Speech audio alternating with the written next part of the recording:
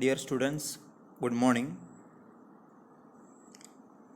ഞാൻ നിങ്ങളുടെ പുതിയ അധ്യാപകനാണ്.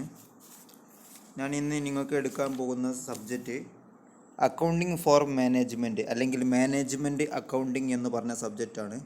ഇത് നിങ്ങളുടെ 5th സെമസ്റ്ററിലെ സബ്ജക്റ്റാണ്. എനിക്കറിയാൻ കഴിഞ്ഞത് ഈ സബ്ജക്റ്റിൽ ടോട്ടൽ 6 ചാപ്റ്ററാണുള്ളത്. അതിൽ 3 ചാപ്റ്റർ, അതായത് ഫസ്റ്റ്, തേർഡ് ആൻഡ് 6th 1, 3, 6 ചാപ്റ്ററുകൾ നിങ്ങൾക്ക് എടുത്തു കഴിഞ്ഞിട്ടുണ്ട് എന്നാണ് എനിക്കറിയാൻ കഴിഞ്ഞത്. ഇനി നിങ്ങൾക്ക് ബാലൻസ് ഉള്ളത് സെക്കൻഡ്, ഫോർത്ത്, ഫിഫ്ത്ത് 2, 4, 5 ചാപ്റ്ററുകളാണ് ബാലൻസ് ഉള്ളത്. ഇതിൽ ആദ്യത്തെ സെക്കൻഡ് ചാപ്റ്റർ, അതായത് ബാലൻസ് ഉള്ളതിൽ ആദ്യത്തെ ചാപ്റ്റർ, സെക്കൻഡ് ചാപ്റ്ററാണ് ഞാൻ ഇന്ന് ഡിസ്കസ് ചെയ്യുന്നത്. സെക്കൻഡ് ചാപ്റ്ററിൻ്റെ പേര് analysis and interpretation of financial statements എന്നതാണ്. Analysis and interpretation of financial statements. What you mean by financial analysis? Okay, and what you mean by financial interpretation? ഈ ഫിനാൻഷ്യൽ ഇൻ്റർപ്രട്ടേഷനും financial അനാലിസിസും കൂടിച്ചേരുന്നതിനെയാണ് നമ്മൾ അനാലിസിസ് ഓഫ് ഫിനാൻഷ്യൽ സ്റ്റേറ്റ്മെൻറ്റ്സ് എന്ന് പറയുന്നത്. എന്താ പറയുന്നത്? ഫിനാൻഷ്യൽ അനാലിസിസും ഫിനാൻഷ്യൽ ഇൻ്റർപ്രട്ടേഷനും കൂടുമ്പോഴാണ് നമ്മൾ അനാലിസിസ് ഓഫ് ഫിനാൻഷ്യൽ സ്റ്റേറ്റ്മെൻറ്റ് എന്ന് പറയുന്നത്. അപ്പോൾ എന്താണ് ഫിനാൻഷ്യൽ അനാലിസിസ്? ഫിനാൻഷ്യൽ അനാലിസിസ് എന്ന് പറഞ്ഞാൽ സിമ്പിളായിട്ട് പറയുകയാണെങ്കിൽ financial analysis refers to simplification of the financial data in the financial statements.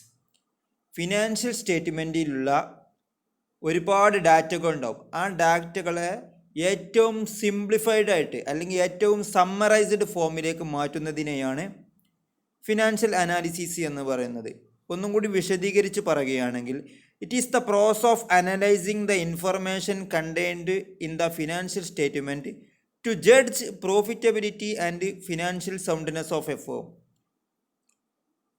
ഒരു സ്ഥാപനത്തിലെ ഫിനാൻഷ്യൽ സ്റ്റേറ്റ്മെൻറ്റിൽ അടങ്ങിയിട്ടുള്ള ഇൻഫർമേഷനുകളെ സ്ഥാപനത്തിൻ്റെ സാമ്പത്തിക അഭിവൃദ്ധിയും, അതായത് ഫിനാൻഷ്യൽ സൗണ്ട്നെസ്സും ലാഭവും പ്രോഫിറ്റബിലിറ്റിയും അറിയുന്നതിന് വേണ്ടി കൃത്യമായി വിശകലനം ചെയ്യുന്നതിനെ ഫിനാൻഷ്യൽ അനാലിസിസ് എന്ന് പറയുന്നു. എന്ന് വച്ചാൽ സ്ഥാപനത്തിൻ്റെ പെർഫോമൻസ് എന്താണെന്ന് മനസ്സിലാക്കുന്നതിന് വേണ്ടി സ്ഥാപനത്തിലെ ഫിനാൻഷ്യൽ സ്റ്റേറ്റ്മെൻറ്റുകളിലുള്ള വിവിധ ഇൻഫർമേഷനുകളെ വിശകലനം ചെയ്യുന്നതിനെയാണ് നമ്മൾ ഫിനാൻഷ്യൽ അനാലിസിസ് എന്ന് പറയുന്നത്. ഫിനാൻഷ്യൽ അനാലിസിസ് എന്ന് പറഞ്ഞാൽ ജസ്റ്റ് വിശകലനം ചെയ്യുക മാത്രമേ ഉള്ളൂ.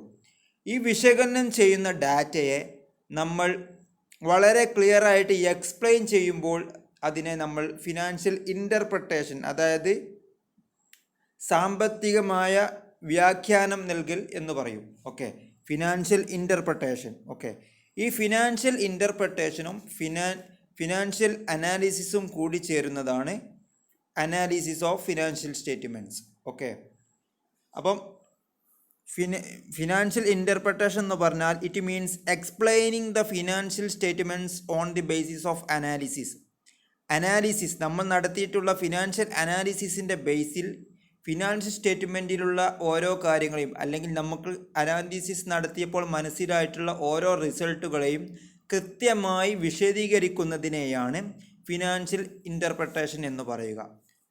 ഒരു ഉദാഹരണം പറയുകയാണെങ്കിൽ, ഫിനാൻഷ്യൽ അനാലിസിസും ഇൻ്റർപ്രട്ടേഷനും ഉദാഹരണം പറയുകയാണെങ്കിൽ, നമ്മൾ നമ്മുടെ ഫിനാൻഷ്യൽ സ്റ്റേറ്റ്മെൻറ്റ് പരിശോധിക്കുമ്പോൾ ഒരുപാട് ഇൻഫർമേഷൻ ഉണ്ടാവും. അതിൽ നമുക്ക് നമ്മുടെ ഫിക്സ്ഡ് അസറ്റ് എത്ര, കറണ്ട് അസറ്റ് എത്ര, ലാഭം എത്രയാണ്, സെയിൽസ് എത്രയാണ്, എക്സ്പെൻസ് എത്രയാണ്, എക്സ്പെൻസിൽ തന്നെ ഡയറക്റ്റ് എക്സ്പെൻസ് എത്രയാണ്, ഇൻഡയറക്റ്റ് എക്സ്പെൻസ് എത്ര, ഇങ്ങനെ ഒരുപാട് കാര്യങ്ങൾ, വർക്കിംഗ് ക്യാപിറ്റൽ എത്രയാണ്, ഇങ്ങനെ ഒരുപാട് കാര്യങ്ങൾ നമുക്ക് മനസ്സിലാക്കാൻ പറ്റും. ഈ ഡാറ്റകളെ പരസ്പരം കൃത്യമായി വിശകലനം ചെയ്തുകൊണ്ട് പഠിക്കുന്നതിനെയാണ് നമ്മൾ ഫിനാൻഷ്യൽ അനാലിസിസ്. ഉദാഹരണമായിട്ട് ഇപ്പോൾ നമ്മൾ ഫിക്സ്ഡ് അസറ്റും കറണ്ട് അസറ്റും തമ്മിലുള്ള റേഷ്യോ കണ്ടുപിടിക്കുന്നു. അതായത് ഫിക്സ്ഡ് അസറ്റിൻ്റെ എത്ര പോർഷനാണ് കറണ്ട് അസറ്റ്, അല്ലെങ്കിൽ കറണ്ട് അസറ്റിൻ്റെ എത്രതാണ് ഫിക്സ്ഡ് അസറ്റ് എന്നത്.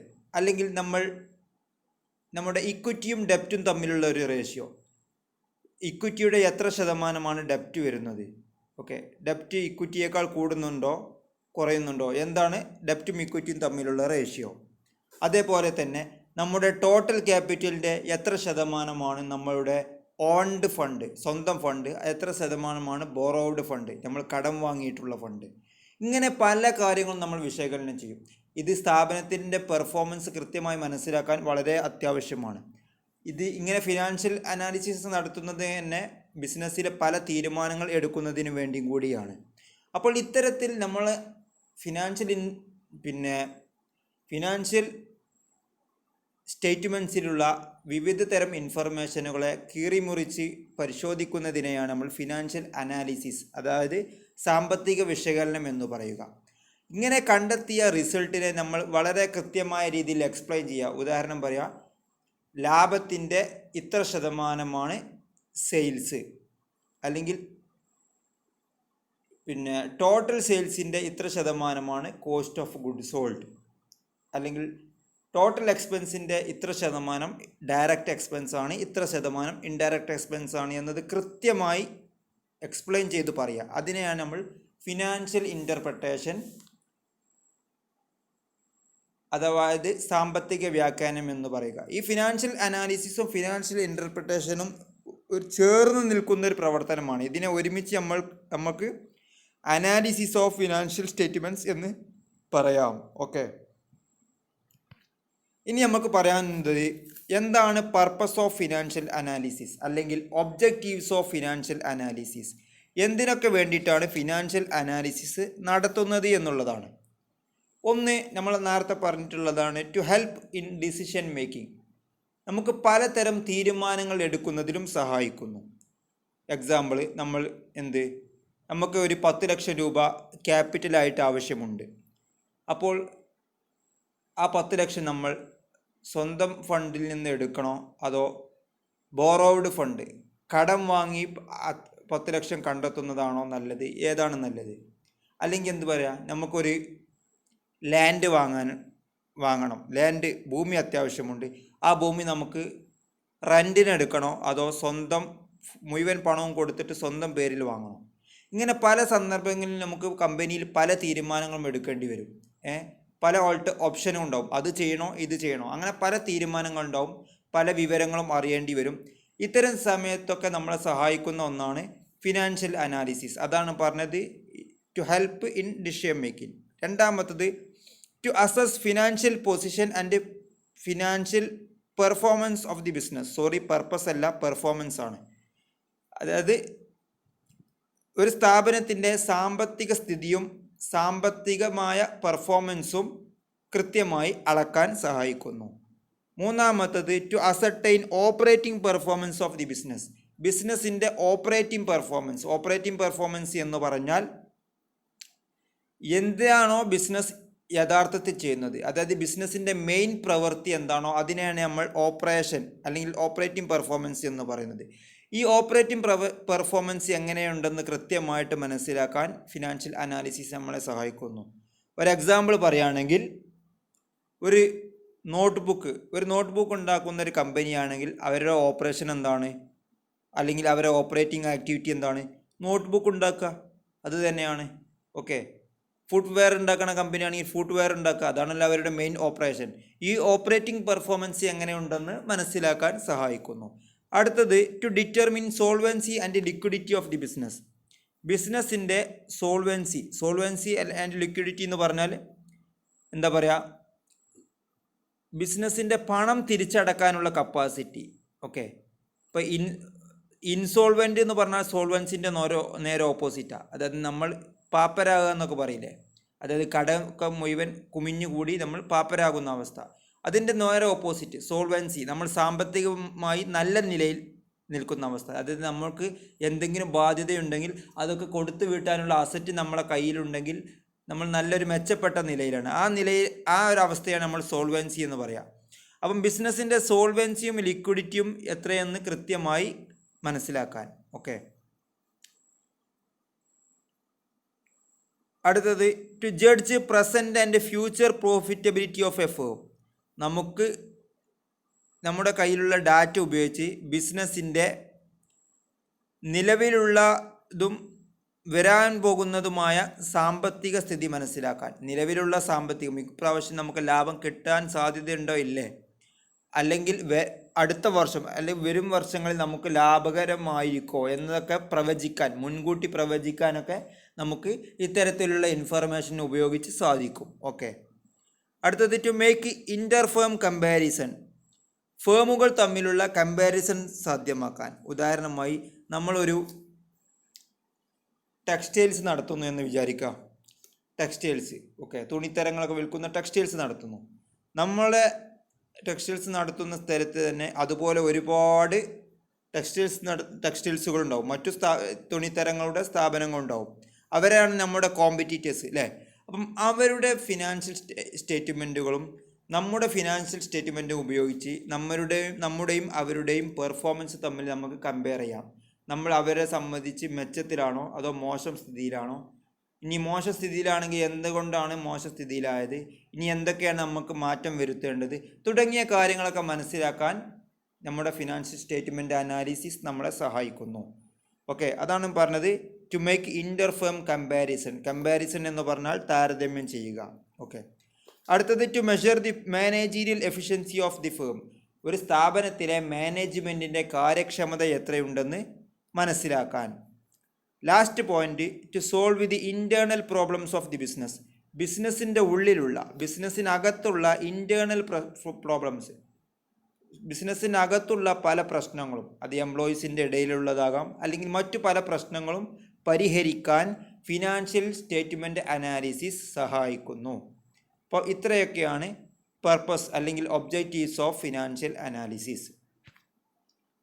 അടുത്ത topic uses of financial statement analysis. എന്താണ് ഫിനാൻഷ്യൽ സ്റ്റേറ്റ്മെൻറ്റ് അനാലിസിൻ്റെ ഉപയോഗങ്ങൾ, അല്ലെങ്കിൽ ആരൊക്കെയാണ് ഇതുകൊണ്ടുള്ള ഉപയോഗം?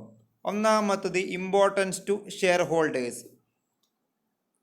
ഷെയർ ഹോൾഡേഴ്സിന് എന്താണ് ഇതുകൊണ്ടുള്ള ഉപകാരം? അതിൻ്റെ ബ്രാക്കറ്റിൽ കൊടുത്തിട്ടുള്ളത് ഇതിൻ്റെ ചെറിയൊരു എക്സ്പ്ലനേഷനാണ്. എന്താ പറഞ്ഞത്? ഷെയർ ഹോൾഡേഴ്സ് എന്ന് പറഞ്ഞാൽ ആരാണ്? ബിസിനസ്സിൽ ഇൻവെസ്റ്റ് ചെയ്തിട്ടുള്ള ആൾക്കാരാണ്.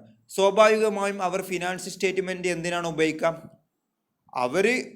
അവരുടെ ഇൻവെസ്റ്റ് ചെയ്ത പണം സുരക്ഷിതമാണോ, അവർ പ്രതീക്ഷിച്ച റിട്ടേൺ ബിസിനസ്സിൽ നിന്ന് കിട്ടുമോ എന്നൊക്കെ അറിയാനായിരിക്കും അവർ താല്പര്യപ്പെടുക. അതിനായിരിക്കും അവർ ഫിനാൻഷ്യൽ സ്റ്റേറ്റ്മെൻറ്റ് അനാലിസിസ് നടത്തുന്നത്. അതാ പറഞ്ഞത്, they are interested to know the safety of their business, അല്ലെങ്കിൽ അവരുടെ സേഫ്റ്റി ഓഫ് ദെയർ ഇൻവെസ്റ്റ്മെൻറ്റ്, അവരുടെ ഇൻവെസ്റ്റ്മെൻറ്റിൻ്റെ സേഫ്റ്റി, സുരക്ഷിതത്വം എത്രത്തോളം ഉണ്ടെന്ന് മനസ്സിലാക്കാൻ അവർ താല്പര്യപ്പെടും.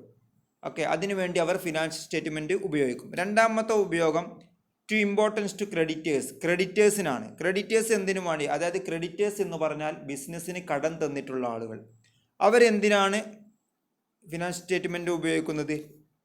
ടു അസസ് സോൾവൻസി അല്ലെങ്കിൽ പ്രോഫിറ്റബിലിറ്റി ഓഫ് എ ഫേമിൻ്റെ പ്രോഫിറ്റബിലിറ്റി, അതായത് ലാഭം അല്ലെങ്കിൽ സോൾവൻസി, അതായത് സാമ്പത്തിക സ്ഥിതി അല്ലെങ്കിൽ സാമ്പത്തികമായി മെച്ചപ്പെട്ട അവസ്ഥയിലാണോ അല്ലേ എന്നൊക്കെ മനസ്സിലാക്കാൻ. എന്തിനാണ് ക്രെഡിറ്റേഴ്സ് ഇത് മനസ്സിലാക്കുന്നത്? ക്രെഡിറ്റേഴ്സ് ബിസിനസ്സിന് കടം തരുന്നവരാണ് അല്ലെങ്കിൽ കടം തരാൻ നിൽക്കുന്നവരാണ്. അപ്പോൾ അവരുടെ പണം തിരിച്ചു തരാനുള്ള കപ്പാസിറ്റി ബിസിനസ്സിനുണ്ടോ എന്ന് അറിയാൻ അവർ താല്പര്യപ്പെടും. ഓക്കെ, അല്ലെങ്കിൽ അവർക്ക് അവരുടെ പണം നഷ്ടം പോകുന്ന അവസ്ഥ ഉണ്ടാകും. അതുകൊണ്ട് തന്നെ അവരുടെ പണം തിരിച്ചു തരാനുള്ള കപ്പാസിറ്റി ബിസിനസ്സിനുണ്ടോ എന്നുള്ളത് ഈ ബിസിനസ്സിൻ്റെ ഫിനാൻഷ്യൽ സ്റ്റേറ്റ്മെൻറ്റുകൾ ഉപയോഗിച്ച് പരിശോധിച്ചാൽ അവർക്ക് മനസ്സിലാക്കാൻ പറ്റും.